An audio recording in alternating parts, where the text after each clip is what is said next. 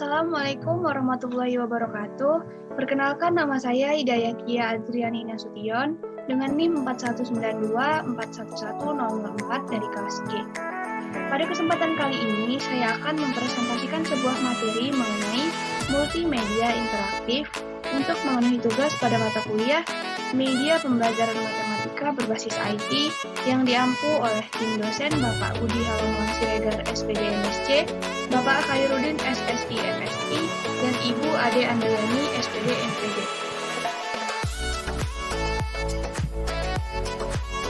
Nah, selanjutnya ada pun subbab yang akan dibahas pada materi kali ini. Yang pertama yaitu pendahuluan, yang kedua multimedia, yang ketiga multimedia pembelajaran interaktif, yang keempat fase perkembangan media, yang kelima teori tentang multimedia interaktif, yang keenam bahan ajar berbasis multimedia interaktif, dan yang terakhir yaitu keunggulan dan fungsi bahan ajar multimedia interaktif. Nah, langsung saja kita masuk ke bagian yang pertama, yaitu bagian pendahuluan. Penggunaan teknologi dalam proses pembelajaran merupakan salah satu inovasi pembelajaran yang dibutuhkan pada era revolusi industri 4.0, di mana teknologi pendidikan memegang peranan penting dalam peningkatan kualitas pembelajaran. Hal ini sangat berdampak pada peningkatan kompetensi seperti berpikir kritis, berpikir kreatif, pemahaman konsep, pemecahan masalah, dan lain-lain. Salah satu penyebab kurangnya kualitas proses belajar adalah bahan ajar yang digunakan tidak relevan untuk mencapai tujuan pembelajaran. Kemendiknas menyatakan beberapa alasan betapa pentingnya melakukan pengembangan bahan ajar. Salah satu di antaranya yaitu diperoleh bahan ajar yang sesuai dengan tuntutan kurikulum dan sesuai dengan kebutuhan belajar peserta didik. Yang kedua yaitu tidak lagi tergantung kepada buku teks yang terkadang menyajikan satu sudut pandang kebenaran. Yang ketiga yaitu memperkaya karena dikembangkan dengan menggunakan beberapa referensi. Yang keempat menambah khasanah pengetahuan dan pengalaman guru dalam menulis bahan ajar. Yang kelima yaitu menambah angka kredit jika dikumpulkan menjadi buku dan diterbitkan. Oleh karena itu, pemanfaatan bahan ajar berbasis multimedia interaktif selama proses belajar diyakini dapat meningkatkan kualitas proses belajar. Bahkan dengan pemanfaatan bahan ajar berbasis multimedia interaktif, dalam proses belajar terbukti dapat meningkatkan kemampuan berpikir tingkat tinggi dan kemandirian belajar siswa. Hal ini didasarkan oleh pernyataan Kadek Surya Oktamela, Gede Suwoken, dan Made Ardana pada tahun 2019 dalam penelitiannya bahwa penggunaan buku elektronik interaktif dalam proses pembelajaran dapat meningkatkan pemahaman dan kemandirian dalam menemukan konsep matematis. Selanjutnya yaitu bagian yang kedua, yaitu multimedia. Multimedia terdiri dari dua kata, yaitu multi dan media. Multi berarti beberapa atau banyak, sedangkan media merupakan alat, sarana, atau tempat yang dapat digunakan untuk menyampaikan informasi atau tools yang digunakan sebagai perantara dalam berkomunikasi. Dapat disimpulkan bahwa multimedia adalah media yang dikembangkan dari beberapa media digital yang memadukan antara teks, gambar, audio, animasi ataupun video, serta hyperlink untuk menghasilkan suatu informasi yang selanjutnya dapat disimpan, diproses, dan disajikan. Yang pertama yaitu teks. Teks pada bahan ajar interaktif diperlukan untuk mendeskripsikan informasi yang diperlukan untuk menyampaikan pesan tertentu. Yang kedua yaitu gambar. Gambar ini berfungsi sebagai pelengkap teks dalam menyampaikan informasi sehingga lebih mudah untuk dipahami oleh pengguna. Selain itu, gambar dapat merubah situasi abstrak menjadi lebih nyata. Yang ketiga yaitu audio. Audio ini berfungsi sebagai alat bantu menyampaikan informasi dalam bentuk suara. Penggunaan audio dapat dipadukan dengan teks ataupun dengan gambar. Yang keempat yaitu video. Video ini juga dapat berupa animasi. Komponen ini berfungsi untuk mendeskripsikan materi yang bersifat proses. Animasi-animasi dapat membantu mengilustrasikan hal-hal abstrak yang menjadi lebih nyata. Misalnya, pemanfaatan animasi pada materi bangun ruang, rantai makanan, fotosintesis, dan lain-lain. Dan yang kelima yaitu hyperlink. Hyperlink ini pada dasarnya berfungsi sebagai tautan yang berisikan bagian dari bahan ajar interaktif. Selanjutnya yaitu bagian yang ketiga, multimedia pembelajaran interaktif. Multimedia setidaknya terbagi atas dua kategori, yaitu multimedia linier dan multimedia interaktif. Multimedia linier merupakan jenis multimedia yang tidak dapat dikontrol, disimpan, dan disajikan oleh penggunanya. Multimedia ini berjalan dan berproses secara terurut, misalnya film pada televisi. Sedangkan multimedia interaktif merupakan jenis multimedia yang dapat dikontrol, disajikan, dan disimpan oleh penggunanya. Multimedia ini dilengkapi oleh alat pengontrol sehingga dapat dioperasikan oleh penggunanya secara fleksibel. Misalnya, multimedia pembelajaran interaktif, aplikasi pembelajaran, dan lain-lain. Multimedia interaktif adalah gabungan dari beberapa media digital yang dibangun dengan komponen teks, gambar, audio, animasi, video, dan hyperlink yang menghasilkan suatu pesan atau informasi pada media elektronik seperti smartphone, laptop, atau komputer yang memungkinkan penggunanya untuk melakukan aksi, komunikasi, dan navigasi.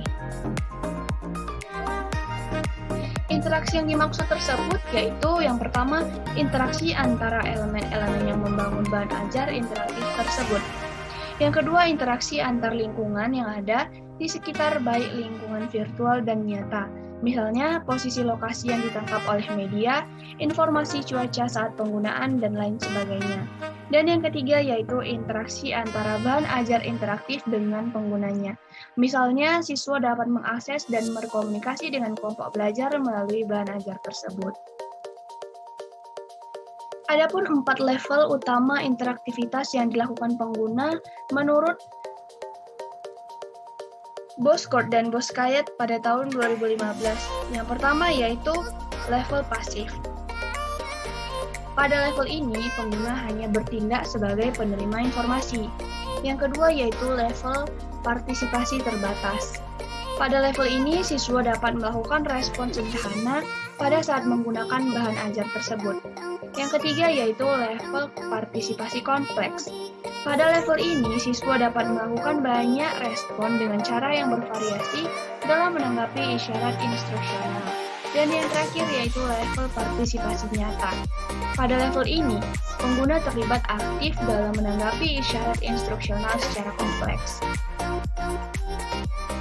Selanjutnya, multimedia pembelajaran adalah pemanfaatan multimedia dalam proses pembelajaran, di mana terjadi interaksi antara guru, siswa, dan sumber dengan bantuan multimedia yang digunakan dengan tujuan agar pencapaian tujuan pembelajaran lebih maksimal. Multimedia pembelajaran interaktif merupakan perpaduan antara konsep multimedia pembelajaran dan multimedia interaktif, sehingga dapat diambil kesimpulan bahwa multimedia pembelajaran interaktif adalah suatu program atau aplikasi pembelajaran yang dikembangkan dengan memadukan antara teks, gambar, video, animasi, ataupun yang lainnya dengan bantuan komputer. Selanjutnya yaitu ada fase perkembangan media. Pada awalnya, seorang guru merupakan sumber utama yang digunakan dalam proses belajar. Belajar hanya mendengarkan dan mengingat apa yang disampaikan oleh guru. Selanjutnya pada tahun 1657, buku mulai digunakan sebagai sumber pelengkap untuk belajar. Pada saat itu, para pendidik mulai menyadari akan pentingnya suatu media pembelajaran yang dapat digunakan sebagai alat bantu mengajar ataupun teaching aids, di mana alat bantu yang digunakan berupa gambar, model, objek, dan alat lain yang dapat membantu siswa berpikir kontekstual sehingga mampu menyerap pesan yang disampaikan oleh guru. Pada pertengahan abad ke-20, penggunaan media visual yang dipadukan dengan audio mulai berkembang. Hal ini yang menjadi cikal bakal berkembangnya media audio visual pembelajaran. Perkembangan media audio visual ini diilhami oleh temuan Edgar Dell, yaitu tentang kerucut pengalaman atau count of experience.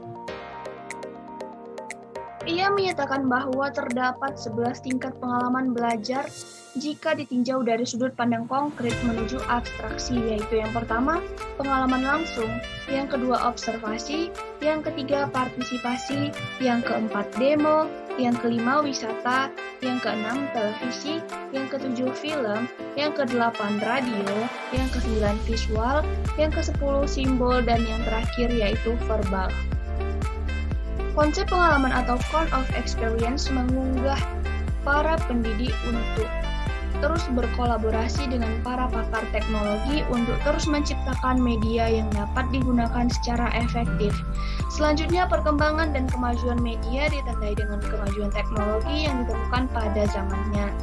Tingkat kecanggihan suatu media sangat dipengaruhi oleh hasil-hasil penelitian, kemajuan ekonomi, dan perubahan sosial masyarakat. Selanjutnya yaitu bagian yang kelima mengenai teori tentang multimedia interaktif. Boskurt dan Boskaya menetapkan bahwa ada 4 teori yang berkenaan dengan bahan ajar interaktif. Yang pertama, teori belajar mandiri atau Theory of Independent Study.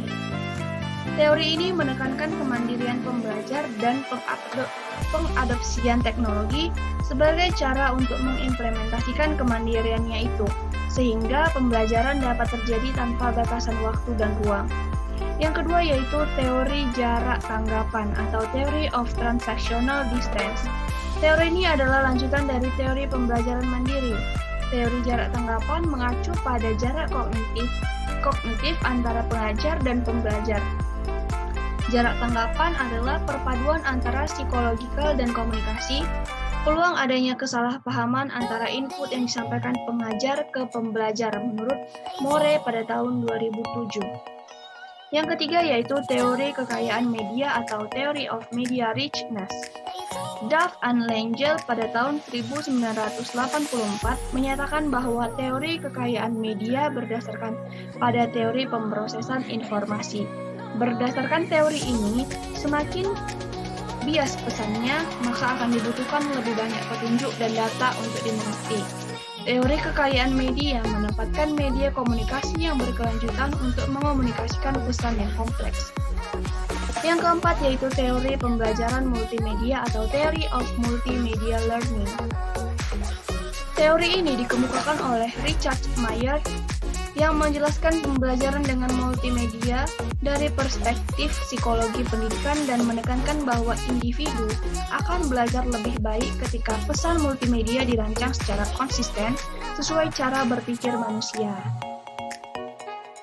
Selanjutnya yaitu bahan ajar berbasis multimedia interaktif.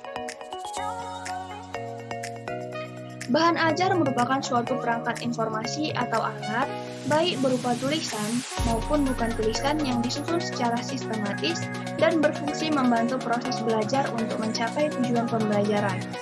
Bahan ajar merupakan perangkat yang dirancang sesuai kaidah pembelajaran, karakteristik, materi pembelajaran, kebutuhan pembelajar, dan norma-norma yang berlaku. Bahan ajar dikembangkan terdiri dari tujuan pembelajaran, materi, motivasi belajar, latihan, penugasan, evaluasi, dan rangkuman yang disusun menjadi satu kesatuan berdasarkan teori yang jelas.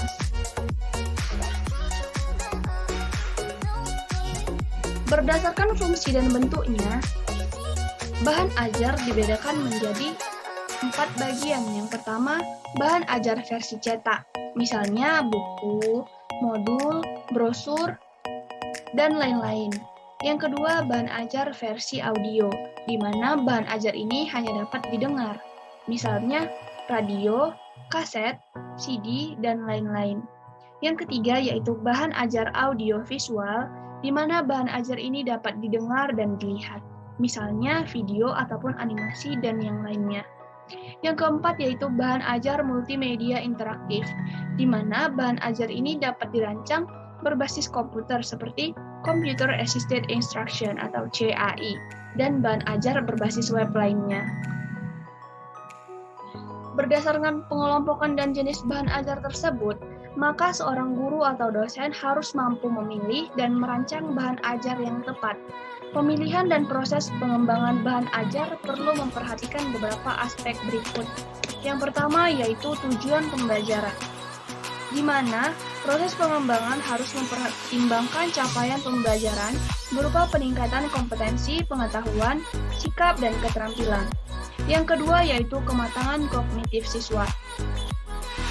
Bahan ajar harus sesuai dengan tingkat kematangan kognitif peserta didik, misalnya aspek kemampuan pemecahan masalah, berpikir kritis, kemampuan spasial, dan yang lainnya. Yang ketiga yaitu relevansi dengan kebutuhan peserta didik. Hal ini berguna agar bahan ajar dapat digunakan sebagai instrumen yang membantu peningkatan kompetensi yang dibutuhkan oleh siswa. Yang keempat yaitu teori belajar sebagai fondasi pengembangan bahan ajar. Bahan ajar sebaiknya dikembangkan berdasarkan teori-teori konstruktivisme dan humanisme. Hal ini bertujuan agar terciptanya generasi yang humanis dan mampu menyelesaikan masalah secara mandiri dan kolaborasi. Yang kelima yaitu pendekatan, model, atau strategi pembelajaran. Bahan ajar akan lebih tersistematis apabila dikembangkan berdasarkan fase-fase dan karakteristik suatu pendekatan, model, ataupun strategi pembelajaran. Dan yang terakhir yaitu norma sosial masyarakat. Bahan ajar sebaiknya mengadopsi aspek sosial masyarakat di lingkungan sekitar agar pengalaman belajar yang diperoleh dapat menjadikan peserta didik sebagai manusia yang memiliki etika dan moral yang sesuai dengan nilai-nilai yang berlaku.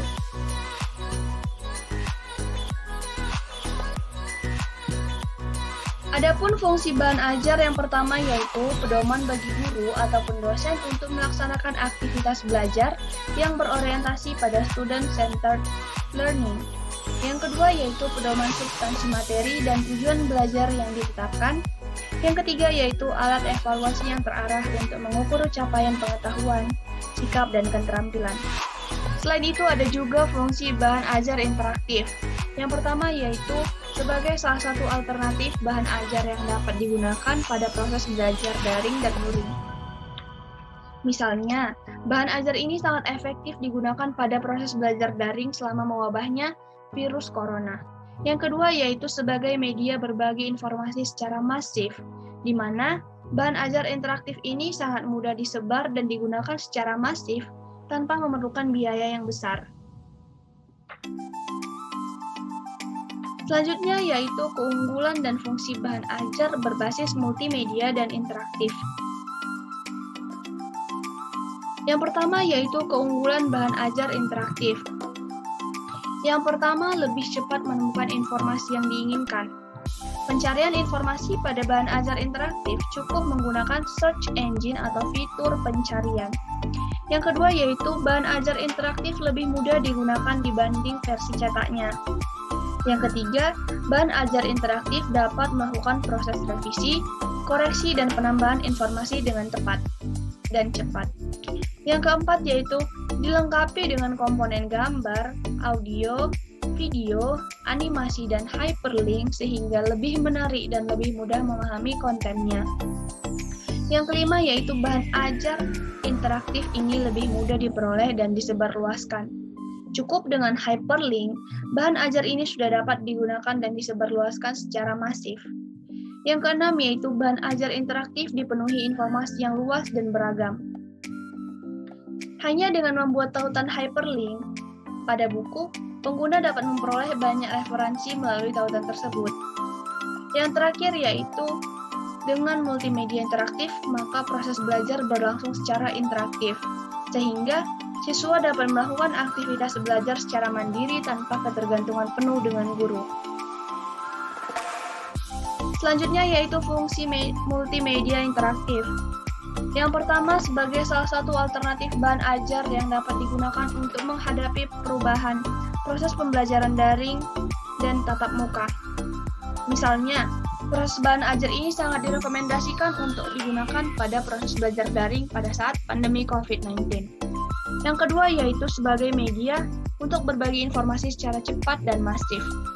Yang ketiga, bagi guru dan dosen, bahan ajar berbasis multimedia interaktif ini dapat berfungsi sebagai pedoman untuk mengarahkan semua aktivitas dalam proses belajar sekaligus substansi kompetensi yang seharusnya diajarkan kepada pembelajar. Yang keempat, bagi siswa dan mahasiswa, ini berguna sebagai pedoman untuk mengarahkan semua aktivitas dalam proses pembelajaran, sekaligus merupakan substansi kompetensi yang seharusnya dipelajari dan dikuasai. Yang kelima yaitu dapat meningkatkan kemandirian belajar siswa sehingga para siswa tidak perlu lagi bergantung penuh dengan guru. Dan yang terakhir yaitu sebagai media yang dapat membantu untuk memvisualisasikan materi yang abstrak, misalnya visualisasi bangun ruang. Demikianlah presentasi yang dapat saya sampaikan, lebih dan kurang saya mohon maaf, dan saya sangat menerima kritik dan saran dari para dosen ataupun teman-teman lain yang memperhatikan. Terima kasih. Wassalamualaikum warahmatullahi wabarakatuh.